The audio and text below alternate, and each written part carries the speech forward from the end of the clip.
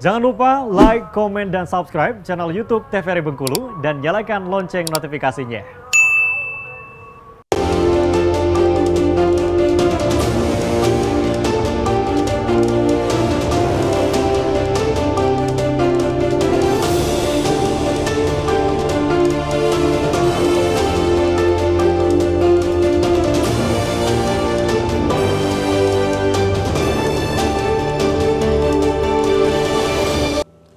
Ya, Assalamualaikum warahmatullahi wabarakatuh, pemirsa TVRI Bengkulu. Perekonomian merupakan ujung tombak kesejahteraan masyarakat. Jadi setiap lapisan masyarakat, setiap usaha yang diupayakan oleh masyarakat, mulai dari tingkat mikro, kecil, dan menengah harus tetap kita galakkan untuk kebaikan bersama. Untuk itu, Berendo TVRI Bengkulu edisi hari ini mengangkat sebuah tema KTES California dan Bangkok Unggulan UMKM. Tentunya bersama saya, Poso Siregar, yang akan memandu Berendo kali ini selama kurang lebih 1 jam ke depan.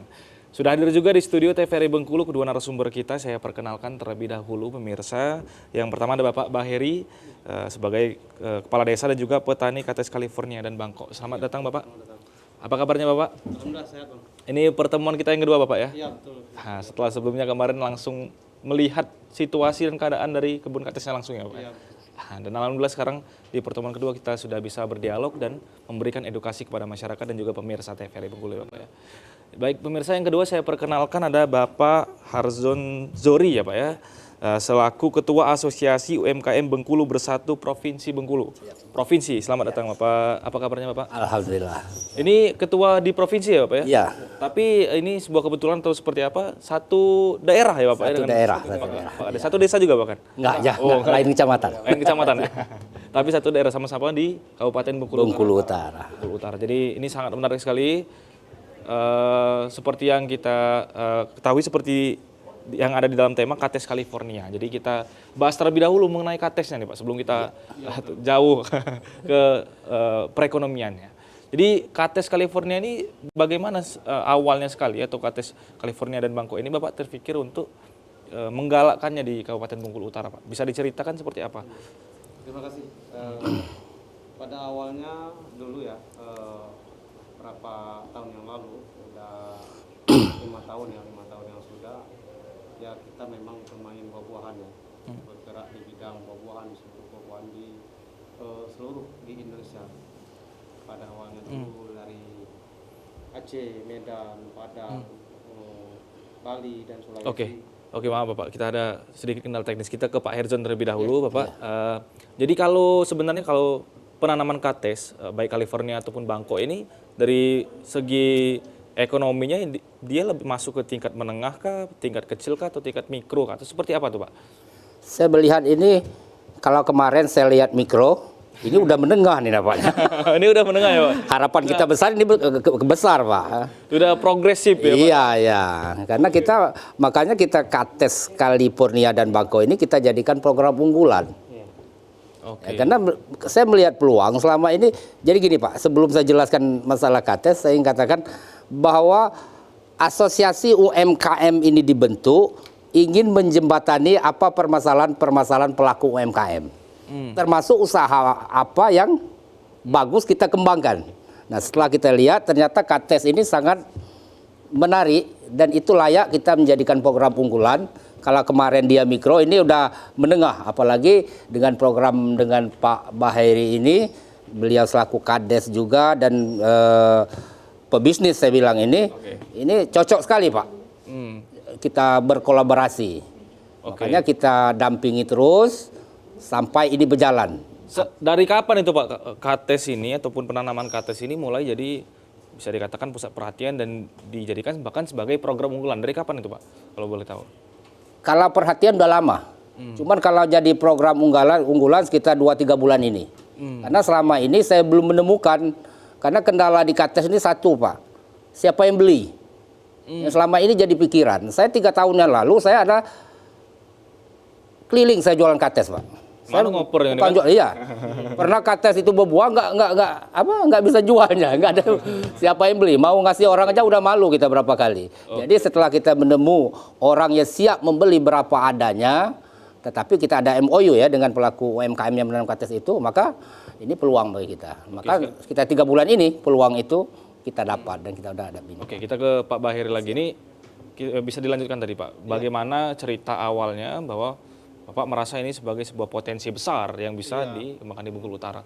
Iya betul ya, Bang ya.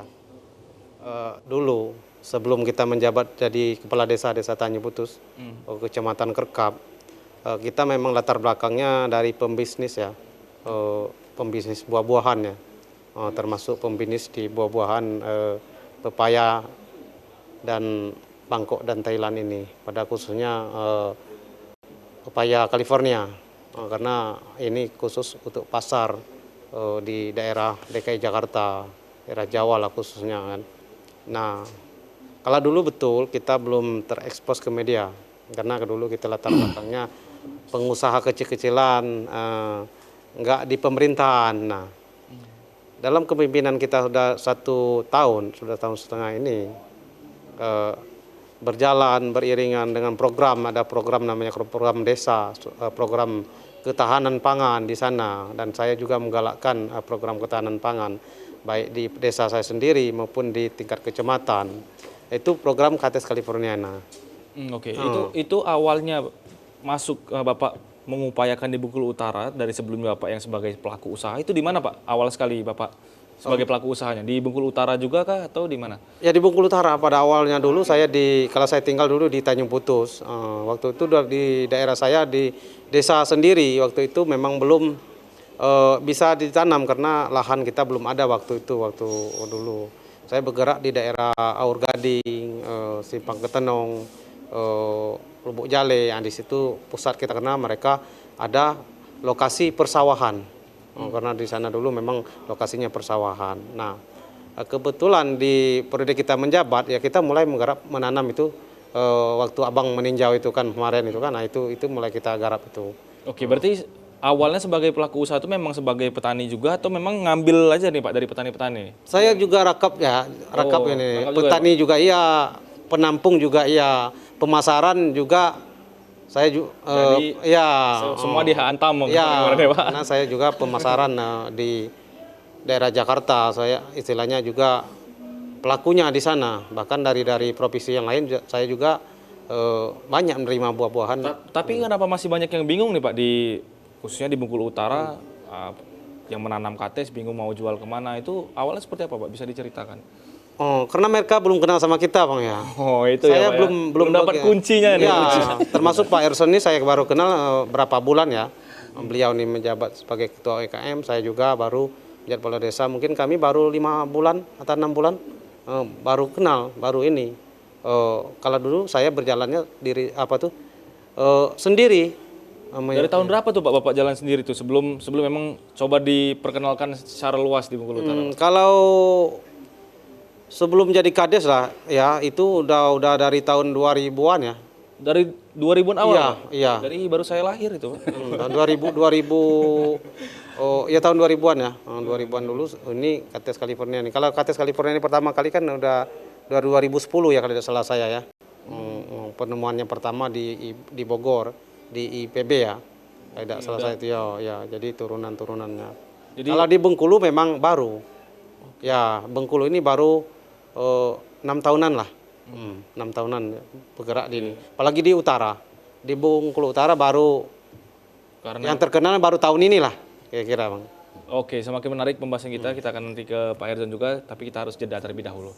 Ya pemirsa, jangan kemana-mana, tetap di Berendo TVRI Bengkulu.